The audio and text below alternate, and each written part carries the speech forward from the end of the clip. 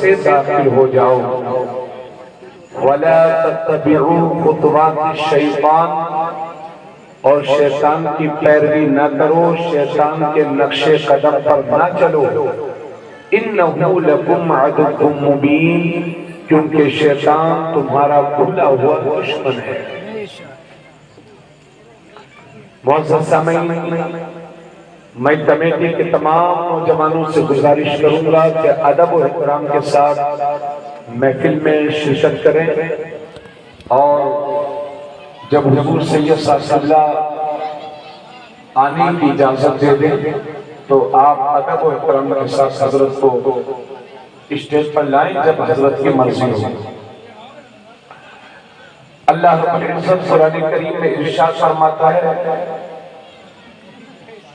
جو آیت میں نے تلاوت کی آپ حضرات نے اس کا ترجمہ سماعت کر لیا، اجازت دینا آپ لوگوں کی؟ بولو بھائی، آپ لوگ جس طرح سے یہاں پر بیٹھے ہوئے ہیں بڑی سنجیدگی کے ساتھ، اللہ سلامت رکھے، مگر افراتفری مت مچائیے گا، سکون کے ساتھ تشریف رکھیں۔ اللہ نے فرمایا اے ایمان والو، اور اس کے بعد فرمایا اسلام میں داخل ہو جاؤ۔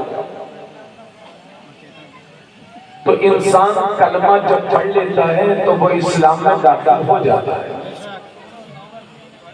اور ایمان والا وہی کہلاتا ہے جو اللہ کی توحید اور حضور صلی اللہ علیہ وسلم کی رسالت کا اقرار کرے، زبان سے بھی اور دل سے بھی، اسے ایمان والا کہتے ہیں۔ تو پہلے تو اللہ نے فرمایا اے ایمان والو، اس کے بعد اللہ فرما رہا ہے اسلام میں داخل ہو جاؤ۔ جب کلمہ پڑھ کے اسلام میں داخل ہو ہی گئے تبھی مومن ہے۔ اللہ ایمان والا بھی فرما رہا ہے اور یہ بھی فرما رہا ہے اسلام میں داخل ہو جاؤ، اس کا مطلب کیا ہے؟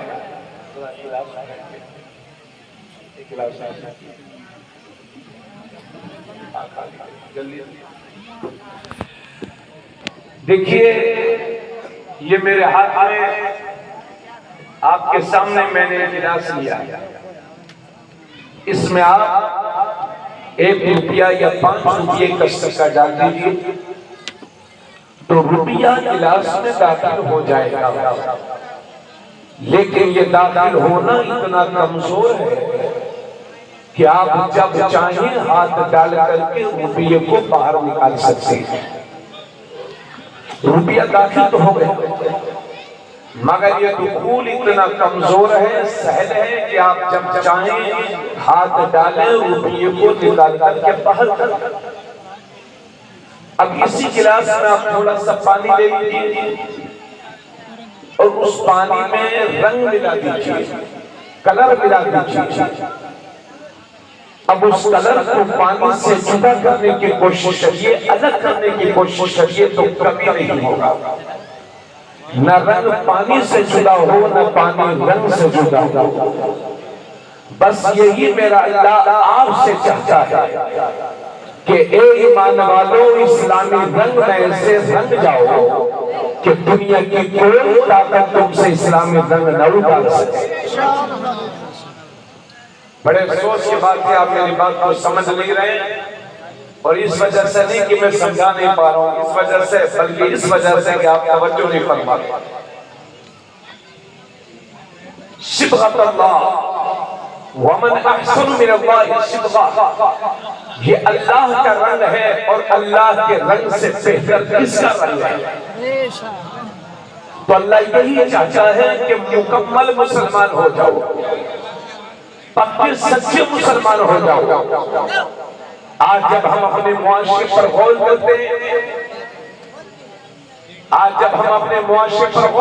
ہیں، تو ہمیں گوشت خور مسلمان تو بہت ملیں گے، لیکن پکے مسلمان ہمیں کم نظر آتے ہیں۔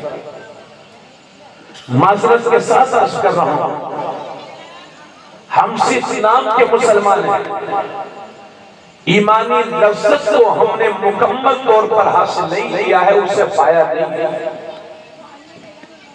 حضرات یہی وجہ ہے کہ ہمارے 90% مسلمان وہ ہیں جو صرف جمعہ پڑھتے ہیں، ہمارا 25 سے 30% نوجوان شراب، جوا اور نشے کا عادی ہوتا چلا جا رہا ہے۔ ہمارے بچے ماں باپ کی بے قدری کر رہے ہیں، اور جس قوم کو تعلیم کے معاملے میں دنیا کی امامت کرنی چاہیے، آج وہی قوم تعلیم کے معاملے میں سب سے زیادہ پچھڑی ہوئی ہے۔ اور یاد رکھیے، زمانے پر وہی قومیں حکومتیں کریں گی کہ جن کے بچوں کے ہاتھ قلم اور کتابوں سے سجے ہوں گے، انہیں کا راج چلے گا، وہی ترقی بھی کریں گے۔ آپ میری باتیں سمجھ میں آ رہی ہے نہیں آ رہی؟ تھوڑی دیر جمیع کے ساتھ سنیے، آپ نے دیر کر دی ہے تکلیف کرانے میں۔ خیر جو بھی ہے، اللہ کا شکر ہے، آپ بیٹھیں، بس میری باتیں تھوڑی دیر کے لیے آپ سنیے۔ تھوڑی دیر سے مراد یہ ہے کہ جب تک آپ حضرات توجہ کے ساتھ سنتے ہیں۔ دیکھیے ایک بات اور سنیں آپ نے، اس زمانے میں دنیا میں وہی قومیں کامیاب ہیں کہ جس قوم کے نوجوان متحرک، فعال اور حوصلے مند ہوتے ہیں، اور جس قوم کے نوجوان شکست خوردہ اور جن کے حوصلے ٹوٹ چکے ہوتے ہیں، وہ قوم کبھی ترقی نہیں کر سکتی۔ سب لوگ ادھر توجہ فرمائیں، گزارش کرتا ہوں آپ سے بار بار، اس کا ایکو کم کر دی، آواز بڑھا دیجیے۔ تو جس قوم کے نوجوان سو جاتے ہیں، دنیا اسے سلانے کی کوشش کرتی ہے، اور جس قوم کے نوجوان متحرک اور فعال ہوتے ہیں، زمانے میں ٹوٹی اسی قوم کی بولتی ہے۔ میں 70 سال، 80 سال، 90 سال کے بزرگوں سے کیا امید کروں؟ بس یہی دعا کر سکتا ہوں کہ اللہ تعالیٰ ان کی عمروں میں برکت دے، مگر ہمارا مستقبل ہمارے نوجوان ہیں، ہمارا حال ہمارے نوجوان ہیں۔ اب بڑی معذرت کے ساتھ میں عرض کر رہا ہوں، ہم اپنے بچوں کو تربیت کیا دے رہے ہیں، اس پر ہمیں غور کرنا ہوگا۔ ہم جب اپنے سماج پر، اپنے معاشرے پر غور کرتے ہیں تو ہم یہ دیکھتے ہیں کہ ہمارا بچہ جب 10 سال کا ہوتا ہے تو ہم اس کے ہاتھ میں 50 روپے دے دیتے ہیں، جاؤ بیٹے بالوں کو کلر کروا لو۔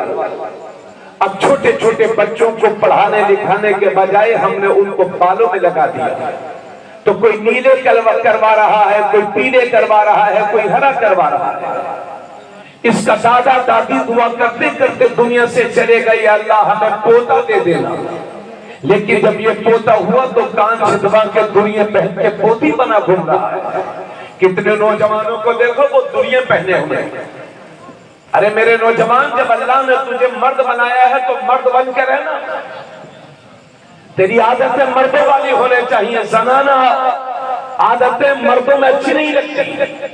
حضرات، جب ہمارا نوجوان 15 سال کا ہوتا ہے تو ہم 50,000 روپے کا موبائل لے کر ہم نے اسے لفنگا بننے پر مجبور کر دیا۔ ہمارا نوجوان 18 سال کا ہوا تو ہم نے 1 لاکھ کی موٹر سائیکل خریدی۔ اب 1 لاکھ کی موٹر سائیکل پر بیٹھا ہوا ہمارا نوجوان منہ میں 2-4-5 گٹکے دبائے ہوئے ہیں، ہاتھ میں کڑا پہنے ہوئے ہیں، گلے میں زنجیر پہنے ہوئے ہیں، کانوں میں دریے پہنے ہوئے ہیں، اور پھٹی ہوئی پینٹ پہنے ہوئے ہیں، اور جب جلوس نکالیں گے تو نعرہ لگائیں گے، یہ ہے میرے نبی کی شان، بچہ بچہ ہے قربان۔ تم نبی پر قربان کہاں ہو؟ تم تو ممبئی والوں پر قربان ہو نا۔ اگر وہ کڑا پہنتا ہے تو تم بھی کڑا پہن رہے ہو، اگر وہ پھٹی ہوئی پینٹ پہن رہا ہے تو تم بھی پھٹی ہوئی پینٹ پہن رہے ہو۔ یاد رکھیے، پھٹے ہوئے کپڑے پہننا یہ نحوست ہے، اور پھٹے ہوئے پر پابند لگا کر پہننا یہ میرے نبی کی سنت۔ اب یہ فیصلہ آپ کو کرنا ہوگا کہ آپ کو سنتوں کے راستے پر چلنا ہے یا نحوست بھرے راستے پر چلنا ہے۔ یہ فیصلہ آپ کو کرنا ہوگا کہ آپ کو ممبئی کے فلمی اسٹارز کی پیروی کرنا ہے یا مدینے والے کی پیروی کرنا ہے۔ میری بات کو غور سے سنیے گا۔ تو یہ ہے ہمارے نوجوانوں کے حال. منہ میں گٹکا دبا ہے, ہاتھ میں کڑا ہے, گلے میں زنجیر ہے, پھٹی ہوئی پینٹ ہے, وہ 50